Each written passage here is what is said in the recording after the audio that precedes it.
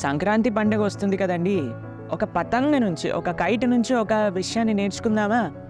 మనం ఎప్పుడైనా కైట్స్ ఎగరేసామనుకోండి, ఆ పతంగి ఇలా ఆకాశంలో దూరంగా ఎంతో ఎత్తున ఎగురుతూ ఉంటుంది.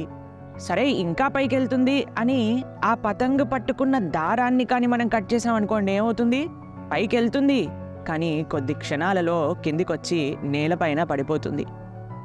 ఆ దారం ఏదైతే ఉంటుందండి, ఏదైతే దాన్ని నిలుపుతుందో ఆ ఉండకి, అదే ఆ పతంగికి స్టేబుల్గా ఎంతో చక్కగా గాల్లో ఎగిరే శక్తిని ఇస్తుందన్నమాట. అలానే మనం పైకి జీవితంలో ఎంతైనా వెళ్ళొచ్చండి, కానీ మన దారం ఒకళ్ళ చేతిలో ఉండాలి. అదే మన సంస్కృతి, మన సాంప్రదాయం, మన ధర్మం, మన శాస్త్రం, మన గురువులు. వాళ్ళ చేతిలో మన దారం ఉంటే అండి, ఆ సంస్కృతిలో మన దారం ఉంటే అండి, మనం ఎంత పైకి వెళ్ళినా సరే చక్కగా ఉండగలుగుతాం. మీ అందరికీ సంక్రాంతి శుభాకాంక్షలు. హరే కృష్ణ.